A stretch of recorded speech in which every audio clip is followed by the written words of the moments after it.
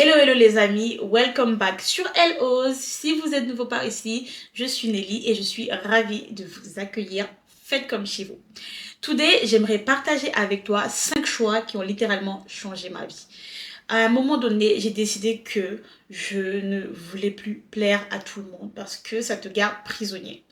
En grandissant, on veut plaire à nos parents, ça, bon, on va dire que ça va. Mais on se rend compte que on ne veut plus plaire seulement à nos parents, on veut plaire à tout le monde. Et moi personnellement, en prenant du recul, je me suis rendu compte que c'est pas forcément quelque chose qui est bien. D'accord? Ça c'est toujours selon mon point de vue. Donc aujourd'hui, j'ai décidé de partager avec toi les choix que moi j'ai prises et si ça peut t'inspirer, si ça peut te parler, tant mieux, mais au moins tu sauras.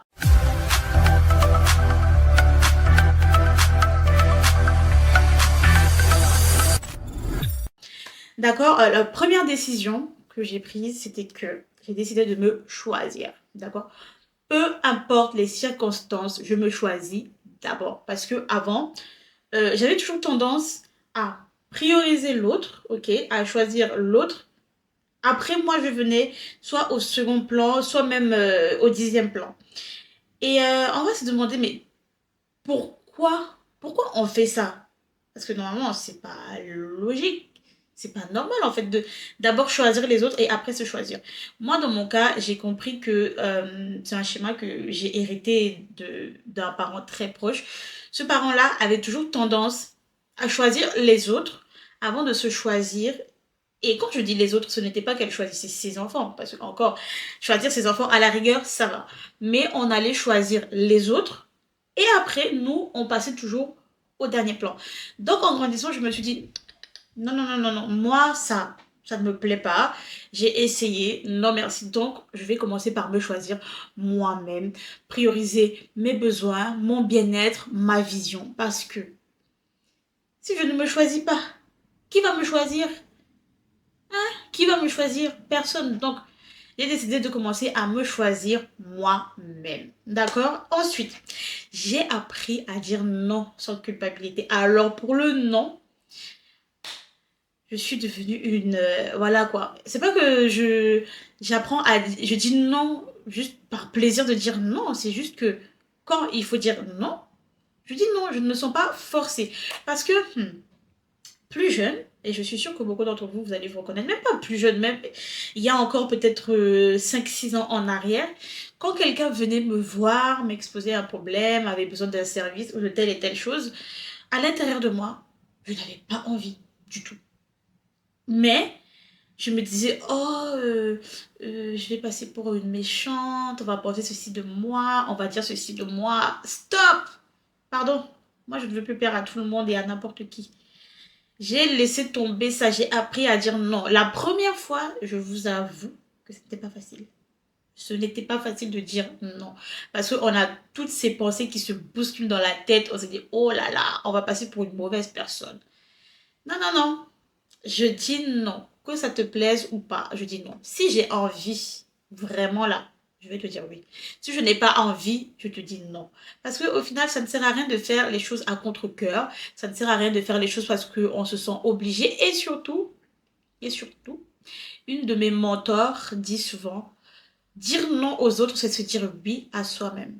Et aussi, parfois, quand on dit non, ça nous évite beaucoup de problèmes. Je vais vous raconter une petite anecdote où, bref, je me suis retrouvée à dire oui sur la contrainte et je l'ai payé très cher. À l'époque, bon, c'est toujours une amie. J'allais dire à l'époque, j'avais une amie qui avait besoin d'un chèque de 700 euros pour payer un achat. Je crois que c'était un matelas ou un truc du genre. Et elle vient me voir. Est-ce qu'elle était passée par moi directement? Non, elle était passée par ma mère. Elle demande à ma mère, s'il te plaît, est-ce que tu pourrais me faire un chèque de 700 euros et je te donne ça en espèces. Je dois payer telle et telle chose. Ma mère, qui n'a pas le chéquier et qui ne peut pas en rester là et dire tout simplement non, désolé, j'ai pas de chéquier. Elle dit, ah, mais attends, Nelly a un chéquier. Pauvre de moi, pauvre alternante de mon état. Elle lui dit, va demander à Nelly. Euh, Mon ami vient. Franchement, je vous avouerai que je n'avais pas envie. Je n'avais pas envie parce que mon intuition me disait ne donne pas le chéquier. Mais vu que je n'arrivais pas à dire non, j'ai donné mon chèque. Je vous assure que c'était en 2000. Ça devait être en 2015, 2016. 2015-2016, c'est ça. Jusqu'aujourd'hui, je n'ai jamais eu les 700 euros là dans ma main. Écoutez l'histoire. Je donne le chèque. Et les mois passent, les mois passent, les mois passent, et je me rends compte que la bonne dame ne m'a toujours pas remis mon argent. Et là, panique totale. Panique totale. Je suis allée voir ma mère, je lui ai dit, ah maman, tu vois dans quel bourbier tu m'as mis. Là, la meuf, elle va déposer le chèque. Moi, j'ai pas assez d'argent dans mon compte. Je fais comment? Et là, elle a compris que c'était chaud. Du coup, bah, elle m'a dit, tu sais quoi, tu vas à la banque, tu dis que bah, on t'a volé le chèque, comme ça, ils bloquent et c'est bon. Et je vous jure que depuis ce jour-là, c'est l'un des jours même qui m'a fait comprendre que il faut apprendre à dire non. Quand tu n'as pas envie là, dis non. Dis non, peu importe que ça plaise ou pas, tu dis non. Donc, le deuxième choix que j'ai fait dans ma vie là, hein, dire non. Parce que ça évite beaucoup de choses. Par contre, quand je te dis oui, c'est avec plaisir, d'accord? Et quand je te dis non, c'est aussi avec plaisir. Ensuite, l'autre choix que j'ai pris, qui a changé ma vie, c'était d'arrêter de remettre au lendemain. Moi, ma devise, hein, maintenant, pour les gens très très proches qui me connaissent là, c'est pourquoi remettre à demain ce qui peut être fait aujourd'hui. En général, quand tu entends cette voix qui te dit fais-le aujourd'hui, c'est pas pour rien. C'est pas pour rien et j'ai eu à le tester plusieurs fois. Donc maintenant, quand je peux faire, je fais. Ce qui fait que le lendemain, quand le jour arrive, je me rends compte que si je n'avais pas fait telle et telle chose hier, j'allais vraiment être dans la merde. Parce que comment j'aurais pu faire tout ça aujourd'hui? On n'a que 24 heures dans une journée, à moins de me dédoubler, c'est pas possible. D'accord? Ce n'est pas possible. Donc, même si des fois tu as des choses à faire qui tu trouves que c'est une montagne de choses, commence petit. Tu vois? Tu n'es pas forcément obligé de tout faire aujourd'hui, mais essaye déjà de faire ce que tu peux aujourd'hui et peut-être le reste plus tard, ok? Ensuite, le quatrième choix, ça a été de changer mon environnement. Quand je parle d'environnement, c'est pas forcément seulement l'environnement physique, ça peut être l'environnement social ou numérique, d'accord? J'ai décidé de m'entourer de bonnes personnes, tant bien dans le physique que dans le monde digital, ok? Moi, une chose que j'ai vraiment, que je ne regrette pas d'avoir fait, surtout sur les réseaux sociaux, c'est que j'ai fait un gros tri. Déjà, il faut savoir que moi, il y a très très longtemps, j'ai pris la décision de ne pas suivre n'importe qui, n'importe quoi. Donc, j'ai fait un gros tri. Et donc, les gens que je suis, c'est vraiment des gens qui vont m'apporter de bonnes choses, des gens qui vont m'impacter, ok? Des gens qui vont changer ma vie, d'accord? Récemment, je vous parlais de Madame Marthe Karine, qui est vraiment une pointure dans le monde du business, surtout du e-commerce. En dehors d'elle, il y a Mavic Bright. Si vous ne connaissez pas, s'il vous plaît, notez et allez là suivre sur les réseaux sociaux. Mavic Bright, c'est une mindset coach. Et franchement, elle est au top du top. Je pourrais vous en citer tellement, mais rien que déjà ces deux-là, moi j'ai dit, moi je reste scotché ici. Que ce soit sur Instagram, YouTube, TikTok, parce que voilà les deux endroits où je passe beaucoup de temps. Mais vraiment, j'ai dit que là, les gens qui vont m'entourer, ça doit être des personnes qui m'apportent du positif. Ensuite, dans mon environnement physique, ceux qui me suivent depuis longtemps, vous connaissez ma devise. Si tu ne me sers à rien, next. Comme tu vas profiter de moi, il faut que moi aussi je puisse profiter de toi. Oui, c'est de l'amitié par intérêt. Celui qui me dit que les relations doivent être sans intérêt, pardon, trace ta route. Aujourd'hui, là, ça doit être par intérêt. Parce que moi, personnellement, ceux qui me connaissent savent que quand on me côtoie fais quoi, je vais t'impacter. Si tu me côtoies, je vais t'impacter. Donc, moi, je vais là être là. Je te nourris, je te nourris, je te nourris, et tu ne me donnes rien. Non, non, c'est pas possible. Ce qui fait qu'aujourd'hui même, je crois que je peux même pas dire que mes amis se comptent sur les 5 doigts de la main. Peut-être amis, je dois peut-être en avoir une ou deux.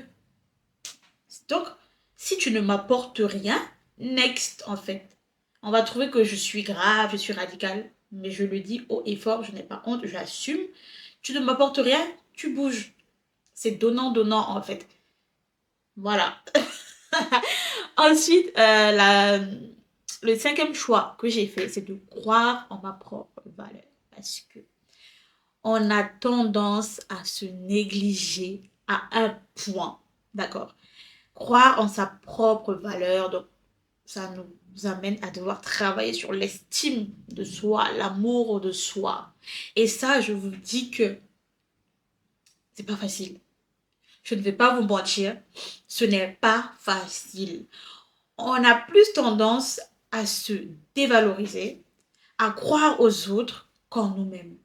Alors que on est exceptionnel, on est bourré de talent, bourré de potentiel, mais on ne le voit pas. Et moi aussi, à un moment, je ne le voyais pas.